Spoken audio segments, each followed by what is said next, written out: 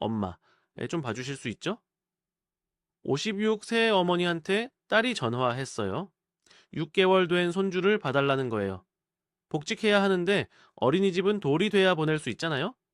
6개월만 봐주세요. 6개월이 1년이 됐어요. 1년이 2년이 됐고요.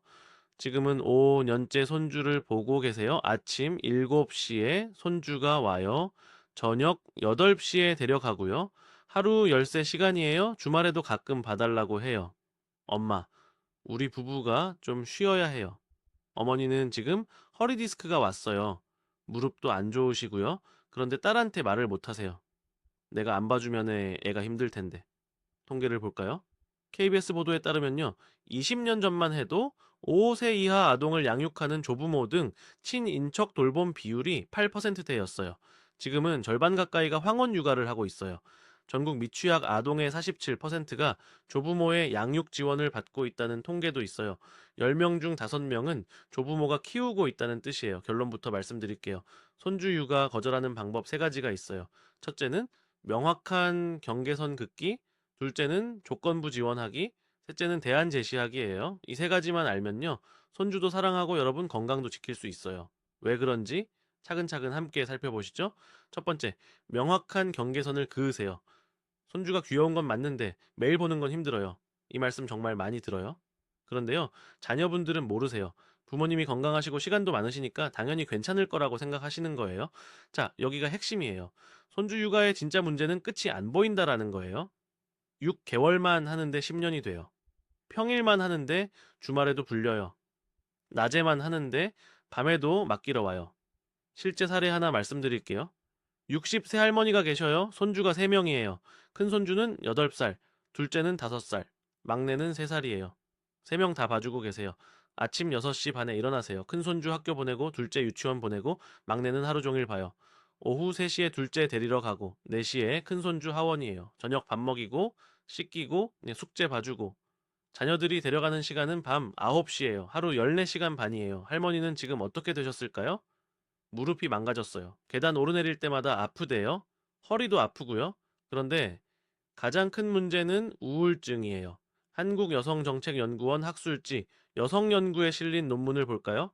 손자녀 돌봄이 조모의 우울에 미치는 영향을 분석했어요. 놀랍게도요, 자녀의 손주를 돌보는 여성이 그렇지 않은 여성보다 우울 지수가 더 높았어요. 쉽게 풀어드리면요, 손주 안 보는 할머니가 더 행복하다는 뜻이에요. 어, 그런데 손주 보면 치매 예방되고 건강해진다고 하지 않았어요? 맞아요. 적당히 보면 좋아요. 그런데 과도하게 보면 독이 돼요. 국내 연구팀이 14년간 추적한 결과를 보면요. 손주를 돌보는 할머니는 노소의 위험이 22% 감소했어요. 그런데 여기에 조건이 있어요. 과도하지 않게 봐야 한다라는 거예요. 얼마나 봐야 적당할까요? 전문가들은 주당 20시간 미만을 권해요. 일주일에 20시간이면 하루 4시간씩 주 5일이에요. 이 정도면 긍정적 효과가 있어요. 그런데 하루 10시간 넘게 일주일 내내 보시는 분들이 너무 많으세요. 50대 조부모님, 3가지만 기억하세요. 첫째, 시간을 정하세요. 평일 낮 10시부터 오후 4시까지만 봐줄게. 그 외 시간은 안 돼. 명확하게 시간을 정하세요. 둘째, 요일을 정하세요. 월수금만 봐줄게. 화목은 내가 쉬는 날이야. 일주일 내내 보시면 안 돼요. 쉬는 날이 꼭 필요해요. 셋째, 기간을 정하세요. 1년만 봐줄게. 그 다음은 어린이집 보내. 끝이 없으면 10년이 가요. 명확한 종료 시점을 정하세요. 중요한 건요, 이 경계선을 처음부터 명확하게 긋는 거예요. 나중에 바꾸려고 하면은 자녀들이 서운해해요. 왜 갑자기 그러세요? 하면서 서운해하는 거죠. 두 번째, 조건부로 지원하세요. 무조건 봐달라고만 하면은 섭섭해요. 이 말씀도 정말 많이 들어요. 손주 사랑하는 건 맞는데요. 일방적으로 희생만 하시면 나중에 후회하시게 돼요. 자, 여기가 핵심이에요. 육아는 노동이에요. 사랑이기도 하지만 동시에 노동이기도 해요. 여러분의 시간, 체력, 건강을 쓰는 거예요. 당연히 대가가 있어야 해요. 실제로 2026년부터 여러 지방자치단체에서 손주 돌봄 수당을 지급하기 시작했어요. 서울시를 볼까요? 이 세이상사, 세 미만 아동이 있는 중위소득 150% 이하 가정이 대상이에요. 조부모가 월 40시간 이상 손주를 돌보면 아동 1 명당 월 30만 원을 받을 수 있어요. 아동 2명은 45만 원, 3명은 60만 원이에요. 제주도도 2026년부터 손주 돌봄 수당을 시작했어요. 이 세 이상사, 세 미만 유아를 돌보는 조부모에게 지급해요. 왜 정부가 돈을 줄까요? 그만큼 조부모 육아가 가치 있는 노동이라는 걸 인정하는 거예요. 어린이집 선생님한테는 월급 주잖아요. 조부모도 마찬가지예요. 그런데요, 자녀분들 중에는 이렇게 생각하시는 분들이 많아요. 우리 부모님이니까 당연히 봐주시겠지. 돈 들이면 서운해 하실 거야. 아니에요. 정말 아니에요. 머니투데이 조사를 볼까요? 조부모 육아에 대한 용돈 규모는 천차만별이에요. 월 최대 500만 원을 드리는 맞벌이 부부도 있고요. 그저 감사한 마음만 전하는 경우도 있어요. 많은 부모님들이 월 50만 원에서 100만 원 선에서 용돈을 드려요. 서울시 손주 돌봄 수당 30만 원에 추가 금액을 더하는 방식이죠. 미국은 어떨까요? 미국은 퇴자협회에 따르면요. 손주를 위한 조부모 일 인당 지출이 연간 2,562달러예요. 우리 돈으로 약 340만 원이에요. 손주한테 쓰는 돈이에요. 거꾸로 생각해 보면요. 조부모가 손주 돌보면서 가치 창출하는 게 그만큼 크다는 뜻이에요. 50대 조부모님, 세 가지만 기억하세요. 첫째, 육아비를 받으세요. 육아는 노동이야. 당연히 대가가 있어야지. 자녀한테 당당하게 말씀하세요. 월 50만 원이든 100만 원이든 협의하세요.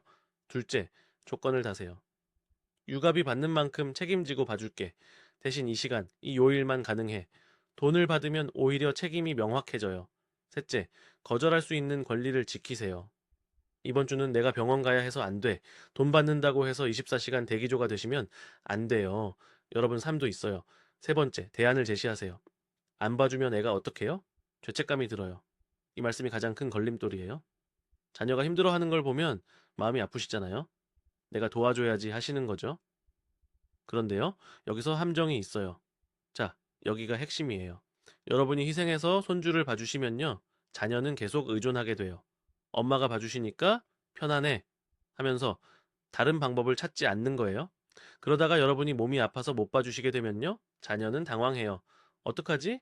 갑자기 애를 누가 봐? 준비가 안 돼 있는 거예요. 실제 사례 하나 말씀드릴게요.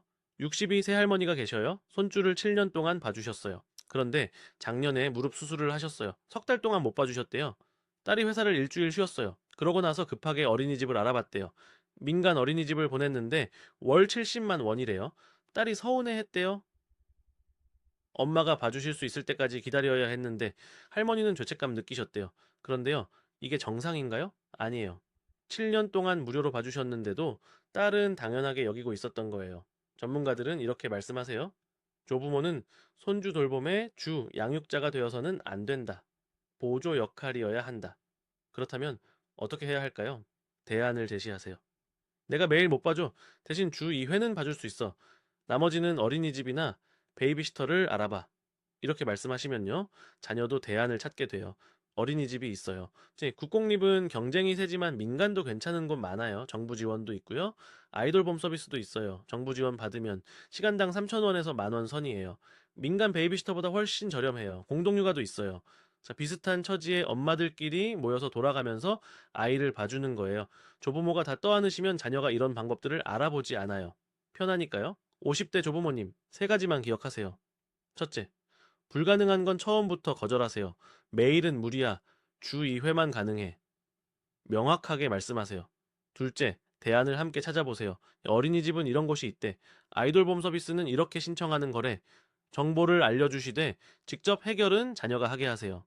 셋째, 죄책감 가지지 마세요. 손주 돌보는 건 의무가 아니에요. 선택이에요. 여러분이 도와주시는 건 호의예요.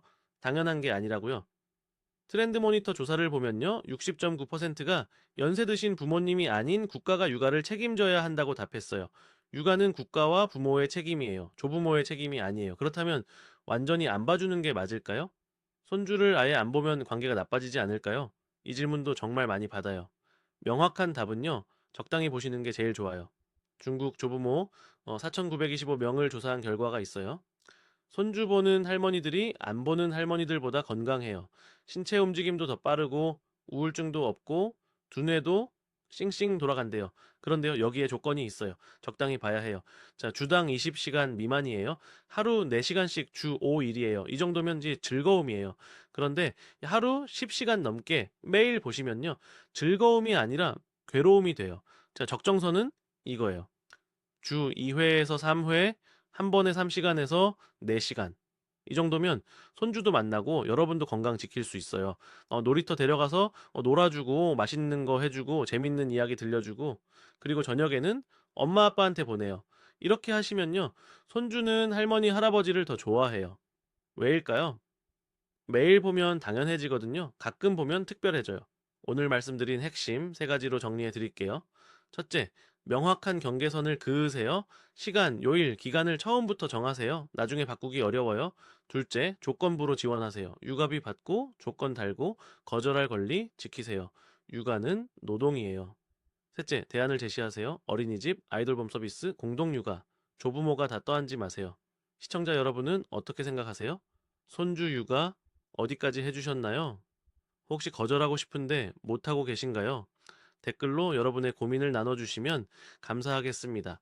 함께 해결 방법을 찾아봐요. 구독과 좋아요 눌러주시면 더 알찬 내용으로 찾아뵙겠습니다. 손주는 사랑스럽지만 여러분의 인생도 소중해요. 당당하게 경계선을 지키세요.